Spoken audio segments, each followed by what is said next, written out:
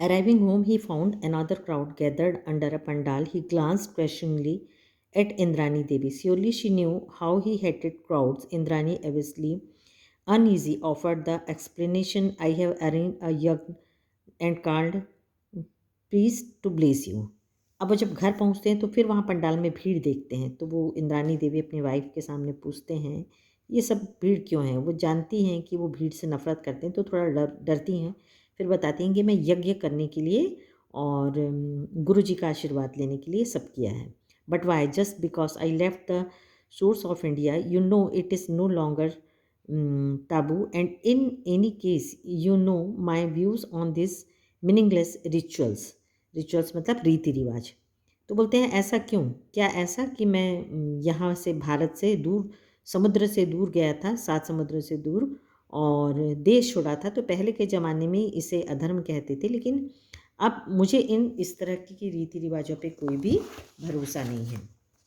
वो सोचते हैं कि शायद मैं विदेश गया था तो उसकी शांति के लिए यज्ञ कर रहूँगा, क्योंकि पहले के ज़माने में विदेश जाना एक धर्म के खिलाफ समझा जाता था।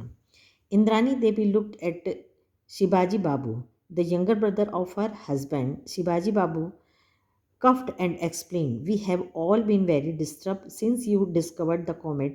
Guruji recommended a Shanti Yagna to pacify the evil spirit behind the comet. We are all waiting for you to perform the yagna.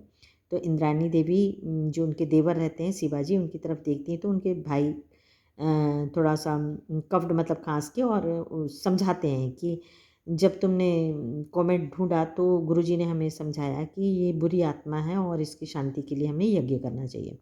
May I know what specific advantage there is this ceremony. Dattada was outwardly calm. फिर भी वो शांति से बोलते हैं कि क्या ये जो है ये सही है ऐसा करना। May I know, the comet you have discovered will not cause any ill effects on the earth। तो बोलते हैं कि जो तुम अभी जो खोजे हो कोमेट, तो वो जो खोजे हो उससे कोई बुराई ना हो, कोई हानि ना हो, तो हानि ना पहुंचाए, इसलिए ये सारी चीज़ें हम कर रहे हैं। At this remark, Dattada blew up. Don't you know that this is all superstitious? It could be condoned in the olden times when me did not know what comets were। तो बोलते हैं कि भड़क उठते हैं और बोलते हैं कि तुम नहीं जानती कि सारा सुपरस्टिशंस मतलब अंधविश्वास है। ये उस समय ओल्डन टाइम मतलब पुराने समय में, कॉन्डन मतलब कि ये बोला जाता था कि कॉमेट्स जो हैं वो कुछ बुरा लेकर आते हैं। Not so in modern times, लेकिन आज आधुनिक समय में comets are known for what they are. Their movements are forecast precisely by mathematical calculation. लेकिन आज उनका जो आना है वो एक पूरा गणित के आधार पे होता है। And it is clearly established by statistical studies that their visit have no correlation with disaster on the earth. और इसका अर्थ के डिज़ास्टर से कोई लेना देना नहीं है। All this is of course futile on my part of explain you and the likes of you never read even the elementary books on science। तो तुम जैसे लोग साइंस की बुक नहीं पढ़े हैं इसलिए इस तरह के अंधविश्वासों पे भरोसा रखते हैं। Shivaji Babu gently interjected but our wise forefathers recommended such yajna. तो वो बोलते हैं कि लेकिन हमारे जो पूर्वज थे वो यज्ञ करने के लिए कहा करते थे, सजेशन देते थे। Since his return from London, Dattada was in regular correspondence with Sir John Macpherson. Their friendship had grown out of their appreciation of each other's virtues. Sir John admired Dattada's scientific outlook while the latter admired the former discipline and efficiency। अब दोनों के बीच में पत्रों का से बात होती थी और जो वो उनके जेम्स के अनुशासन और एफिशिएंसी के वो बहुत तारीफ़ करते थे। Their correspondence never mention the project light brigade. तो वो उस ब्रिगेड के जो प्रोजेक्ट था उसके बारे में कोई चर्चा नहीं होती थी। Although once in a while Sir John would hint in its progress in a subtle manner that Dattada would understand. लेकिन कुछ कुछ हिंट देते थे कि क्या तैयारी चल रही है प्रोजेक्ट की। Meanwhile, Comet Datta was following its predicted path. अब जो प्रिडिक्ट मतलब जो भविष्यवाणी की गई थी उसी तरीके से कोमेट चल रहा था अपने रास्ते में. In due course it developed its tail, और उसकी पूंछ काफ़ी बढ़ गई थी. It circled round the sun without breaking apart, not did it evaporate. ना तो अपने रास्ते से हटा था और ना वो इवोपरेट हुआ था, भाप बना था. The scientist on project light brigade therefore knew that the threat of collision was now very much real. अब ये तय हो गया था कि वो मतलब जो है, यदि प्रोजेक्ट हम जो उनका ये था कि न्यूक्लियर को भरकर और उसके रास्ते से उसको हटाएंगे, यदि ऐसा नहीं करते तो फिर ये तय था कि वो पृथ्वी पे पास आकर विस्फोट हो जाएगा उसका. In the middle of October Dattada got a letter from Sir John in the midst of description of the meeting of Royal Astronomical. और अक्टूबर में एक लेटर आता है और उसमें लिखा रहता है कि उनकी मीटिंग हुई है, और the unseasonably warm weather, the opening matches of the football season and a recent by election Dattada spotted the signs he was eagerly looking for.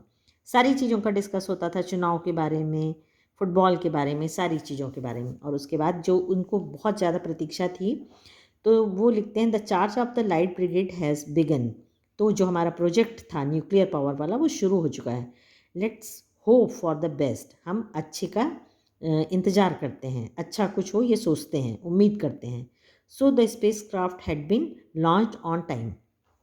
तो जो स्पेस क्राफ्ट में न्यूक्लियर पावर भर के भेजा जाना था वो तैयार हो चुका है. But will it achieve the in time and at the right place. ये वो सही समय में और सही जगह जाए. Will the remote control detonation work, और सही तरीके से काम करे. What if the magnetic nuclear piles fails to fire. और मतलब ये है कि वो कहते हैं कि जो हम प्रोजेक्ट को भेजेंगे और वो वहाँ पर विस्फोट करेगा, और पूरा बहुत ज़्यादा मात्रा में. दत्ता दादा could not share his anxiety with any one around him. लेकिन दत्ता दादा जो थे वो एंजाइटी मतलब अपनी जो घबराहट थी वो किसी को नहीं बताते थे. He had to participate in and outwardly enjoy the puja ceremonies, the Diwali celebration and other festival. लेकिन वो उनको करना पड़ता था सारे त्यौहार, जितने भी दुर्गा पूजा है या दीपावली, लोगों के साथ. His sole day time relaxation was in the company of Khokha. लेकिन दिन का समय उनके जो उनका पोता था खोखा के साथ बीत जाता था. हिज 8 year old ग्रैंडसन, 8 साल के पोते के साथ. End of course at night looking through Divya, और रात दिव्या मतलब उनकी जो टेलीस्कोप थी उसके साथ बीत जाता था. He was regularly monitoring the comet. वो रोज़ मॉनिटरिंग मतलब रोज़ देखते थे उसको ध्यान से, कॉमेट को, उसको मॉनिटर करते थे.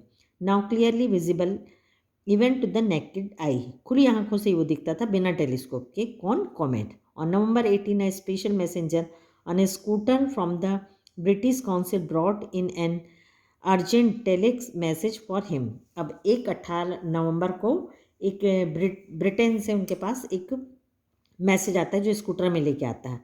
The telex operator in Calcutta had wondered what was so special about it to make it so urgent. But on reading it, Dattada lost all his lethargy and rushed to his favorite rasgulla shop. The message read.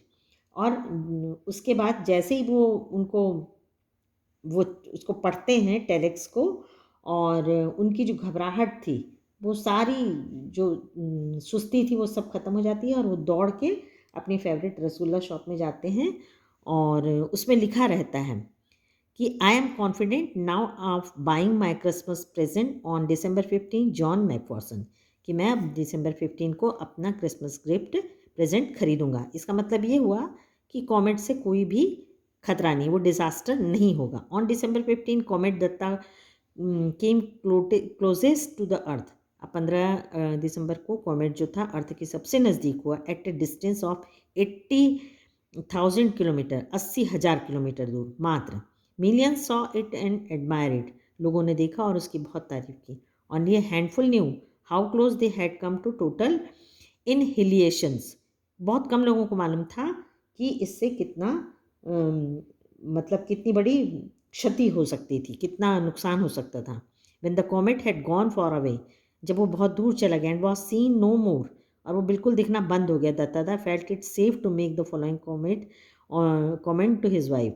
तो दत्तादा बहुत relax हुए और अपनी wife से बोले, now that the comet came and went, वो आया और चला भी गया, are you satisfied that no major disaster to place that can be attributed to it. और वो बोलते हैं कि कोई भी डिजास्टर नहीं हुआ देखो धरती पे। I agree that there has been no major disaster, बोलती हाँ मुझे भी मालूम है कि कोई भी डिसास्टर नहीं हुआ, but there could have been some, लेकिन कुछ हो सकता था। Do you know how they were averted, इसको कैसे दूर किया गया। Indrani Devi said with quite confidence, बड़े विश्वास के साथ बोलती हैं।